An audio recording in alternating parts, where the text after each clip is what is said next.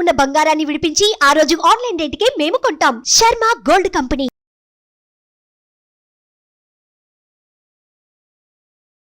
నమస్కారం, welcome to Suman TV. ప్రస్తుతం మనతో పాటు స్టూడియోలో ఉన్నారు హిమాలయాల్లో తపస్సును ఆచరించినటువంటి సిద్ధగురు శ్రీ సిద్ధ యోగీశ్వరులు. వారితో మాట్లాడి మరిన్ని విషయాలు తెలుసుకుందాం. అలాగే ప్రత్యక్షంగా అఘోరాల పట్ల వాళ్ళకు ఉన్నటువంటి సందేహాల్ని అడిగేందుకు కొంతమంది ఇక్కడ సిద్ధంగా ఉన్నారు. వారితో పాటు ఇవాళ కార్యక్రమాన్ని ప్రారంభిద్దాం. గురుగారు నమస్కారం అండి. జయ గురుదత్త. గురుగారు, నా పేరు మురళి. నాకు సందేహం ఏంటంటే, ఒక మనిషి అఘోరగా ఎందుకు మారుతారు? దాంతోపాటు అఘోరగా ఒక మనిషి అఘోరగా మారాక తను ఏమంటే నాన్ వెజ్ తీసుకుంటారా? Non veg. దాంతోపాటు అఘోరలు ఏమంటారు, చుట్టాలు అవి తాగుతుంటారు, అది ఎంతవరకు? గంజాయి. గంజాయి ఎంతవరకు నిజం? ఇది జనరల్ క్వశ్చనే, అందరికి తెలిసినవే, కానీ క్లియర్గా ఇది అని తెలియదు ఎవరికి. అసలు అఘోరలు అంటే ఎందుకు మారతారు అనేది ఒక ప్రశ్న. అఘోరాలు ఎందుకు మారాలి అంటే, అఘోరాలో విశ్వప్రేమను పొందే శక్తి ఉంటుంది. అన్నిటల్లో సమదృష్టి. ఇలా ఉన్న చీరలను కూడా వాళ్ళు ప్రేమిస్తారు. వాళ్ళు వాడే వస్తువును కూడా ఎంతో ఇలా వాళ్ళ పాత్రలు,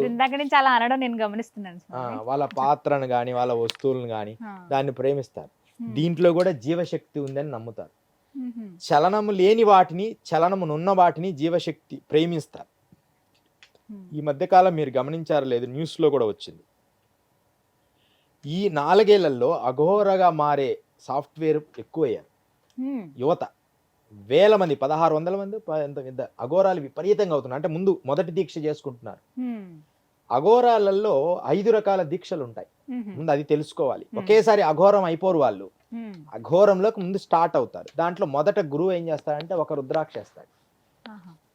ఒక రుద్రాక్ష మనం యజ్ఞోపేతం లాగా చూడవచ్చు. ఒక రుద్రాక్ష వేస్తారు.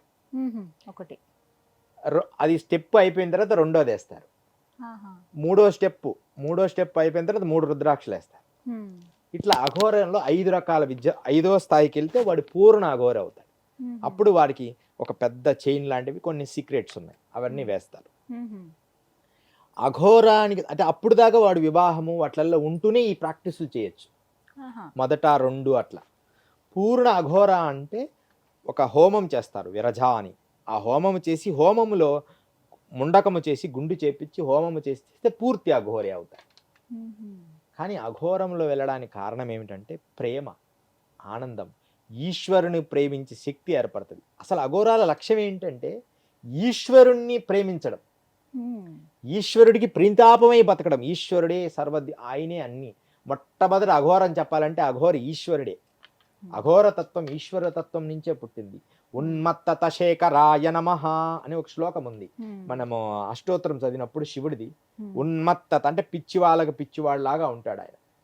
అఘోరి అంటే అన్నిటిని సమదృష్టిగా ఉంటాడు. దాంట్లో ఆనందం ఎక్కువ ఉంటుంది, ప్రేమ ఎక్కువ ఉంటుంది. ఇంకా దాంట్లో గంజాయి తాగుతారు, రకరకాల తాగుతారు అనుకుంటారు. తాగాలని రూల్ ఏం లేదు అఘోర సాంప్రదాయంలో. అయితే గంజాయిలో ఈ గంజాయి మొక్క ఎలా పుట్టింది, దీని పుట్టుక గురించి మనం తెలుసుకోవాలి. శాస్త్ర ప్రకారం మొత్తం 5 రకాల నుంచి 6 రకాల మొక్కలు అమృత భాండము నుంచి పుట్టాయి. అమృతం ఒకసారి అమృత పాత్ర ఆకాశానికి తీసుకెళ్తా ఉంటారు ఇంద్రుడు. దాంట్లో కొన్ని కదలికలు ఏర్పడి కొన్ని బిందువులు భూమి మీద పడతాయి. అలా భూమి మీద పడినప్పుడు రావి చెట్టు, మర్రి చెట్టు, జీవి చెట్టు, మేడి చెట్టు, మోదుగా ఈ గంజాయి మొక్కలు పుట్టాయి ఆ అమృతం పడిన స్థలాల్లో అని శాస్త్రం చెబుతుంది.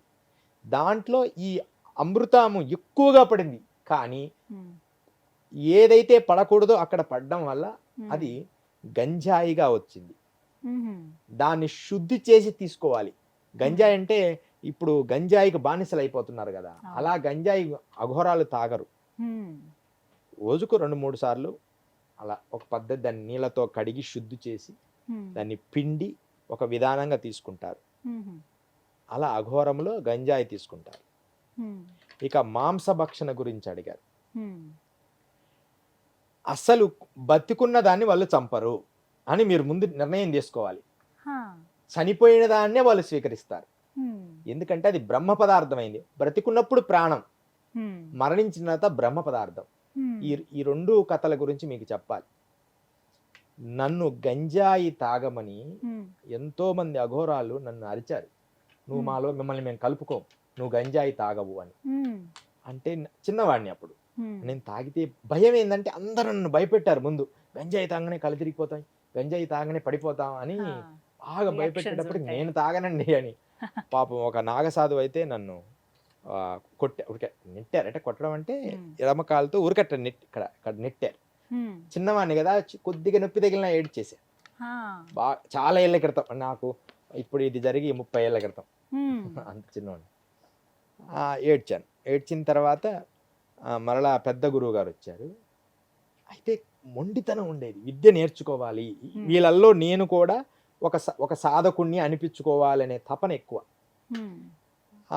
పెద్ద గురువు గారు వచ్చి కూర్చోగానే అందరు ఆదేశ ఆదేశ అన్నారు. నేను కూడా ఆదేశ గురువారు అని. ఆదేశ అంటే ఒక చరణం, నమస్కరించడం ఆదేశ. ఆదేశ అని చెప్పి నమస్కరించిన తర్వాత ఆ మంట వేసి చిలుములు కాలుస్తుంటారు, దాంట్లో మట్టి చిలుము. అది కాల్చిన తర్వాత కాలిస్తే నీట్గా ఉంటుంది ఆ హోల్. అది కాల్చుతున్నప్పుడు ఆ చివటం ఉంటుంది, ఇలా పట్టుకునేది అఘోరల దగ్గర, ఇట్లా పట్టుకొని చివటం తీయాలి. మా దగ్గర కూడా ఉంటుంది, అంటే ఇప్పుల మీద ఉంటే దాన్ని తీయాలని. ఆ చిలుము తీసే ఆ చివటానికి జారిపోతుంది, అది ఇంత ఉంది అది మట్టిది.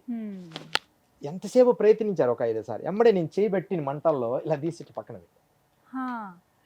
దూప్ దూప్ దూప్ అంటే పాగలే దూప్ దూప్ అంటే నువ్వు పిచ్చడం ఎలా పెట్టుతున్నావు అని అన్నారు. గురువుగారు మీ ఆనందం కోసం నా ప్రాణమైన ఇస్తా అన్న. అంటే ఇప్పుడు అది గ్రేట్ అని కాదు, అంత లవ్ అనమాట వాళ్ళంటే. దానికి ఆ పెద్ద గురువు గారు ఎంత సంతోషపడినారో. వరే వాడు గంజాయి తాగకపోయినా పర్వాలేదు, ఒక్కసారి అందరు ఇలా చూడండి అని చెప్పి అందరికి చెప్పి, వీడు మన సాధనలో చేసుకునే ఒక సాధకుడే అని చెప్పి తీర్మానం చేశారు.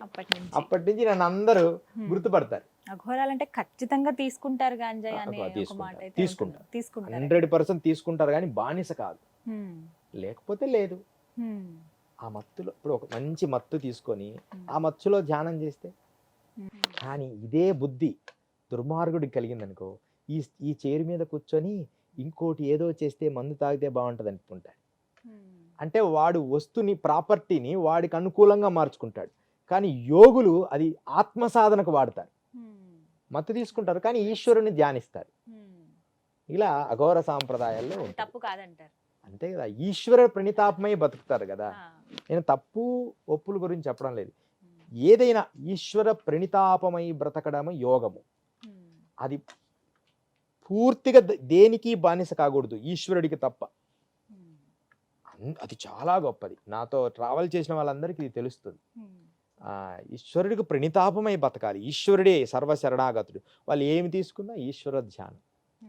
ఓం నమ శివాయ అంటుంటారు, బం బం భోలే అంటారు.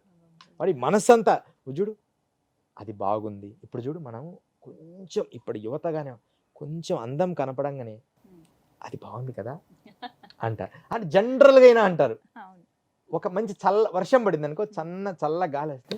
సుమన్ టీవీలో మీ పర్సనల్ అండ్ బిజినెస్ ప్రమోషన్స్ కోసం కింది నెంబర్కి కాంటాక్ట్ చేయండి.